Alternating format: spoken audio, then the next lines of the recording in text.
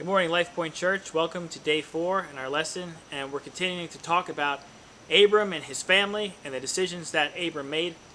Now, yesterday we talked about a few bad decisions that Abram made, and eventually he found his way back on the path where God wanted him to be, and we were thankful that God was there, he was able, and he was renewing the promises that he left for Abram, and he told him that he would be a father of many nations, and he told him that he would have a child.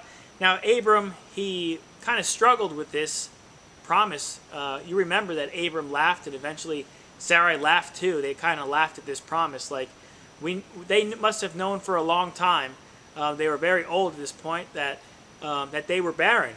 I'm sure that for a long time that they had hoped to have a child, and I'm pretty sure that hope had long passed up to this point where God said that you were going to have a child. I don't think it was far-fetched to think that laughing was an unreasonable thing. It kind of showed the humor that they had, but also that the hope was gone, I think. But we could see that God was still able, and he was willing to fulfill the promises in Abram's life. And through all that Abram had been through, when he heard this promise, he didn't really believe in God. In fact, his response was, all right, God, give me a sign. How am I supposed to know that this is actually what you're telling me? How am I supposed to know that this is going to be true? And when the sun went down, it says that Abraham saw a smoking furnace and a lamp. And we could see that that symbol of the promise that was going to happen, that God was going to make a nation out of Abram. And this smoking furnace, it was going to be a symbol of purification that was going to happen with these people, that these were going to be God's people that he had called, and the purification that takes place through a furnace would take place with these people. And it wasn't going to be an easy thing. You know, we think sometimes, hey, we're following God, everything's going to be perfect. But no, there was going to be a journey. There was going to be a furnace, but through that would be purification.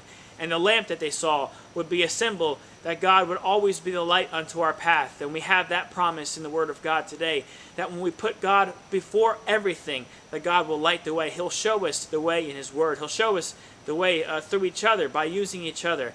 We know that God will always be there for us, and that is his promise. So Abram and his wife had this promise, and they struggled to believe. And you know the story. They took their own plan in their hands. They took Sarai, and they took her handmaiden and said, well, maybe this is God's way, and they decided just to do things their own way and to have their son through their handmaiden. And we see, well, this still wasn't God's plan, and God was still going to fulfill what he wanted to do in Abram and Sarah's life. So they had their son, and what I really want to take away from this lesson today is, you know, sometimes we get off the path and we do things that we would say God doesn't want us to do, and we find ourselves totally on the wrong path. I mean, Abram and Sarah at that time, they just totally went off God's plan, and they decided to do their own thing. And we could say, well, what can God do with them now because of what the decisions that they made? And you know, sometimes we see promises when we mess up in regular life, not concerning God. We see that promises aren't always there. You know, I was thinking about my kids when I was reading this lesson, and I made them a promise last year, and I said, you know, if you stack all this firewood, I'll buy you the video game that you want. And man, that really motivated them to do what I wanted them to do. And they went out there and stacked firewood probably faster than I thought they could, and I had to buy them the video game. But what if they decided not to do it? Maybe they decided to do their own thing, and it got to winter time, and I said, all right, now I'll stack the firewood. You better believe my promise would have expired, and they didn't do things in my time frame, and I would just, you're not getting the video game. You know, my promises don't stand for that long. But through all these bad decisions and these wrong things that Abram did, God's promise never expired. You know, we would say, well, maybe God had to go to plan B. Maybe he had to go to make a different plan now for Abram because Abram made bad decisions. Well, don't you know God doesn't go to plan B? When he says plan A is going to happen, plan A happens. And it wasn't a bad decision that made God be done with Abram, but he was still there with his promise, and he fulfilled it in Abram's life. And I just think that's wonderful, that when God says he's going to do something, even the promises concerning us, he means it. He's going to do it. He doesn't go to plan B. He doesn't change his mind. His promises don't expire.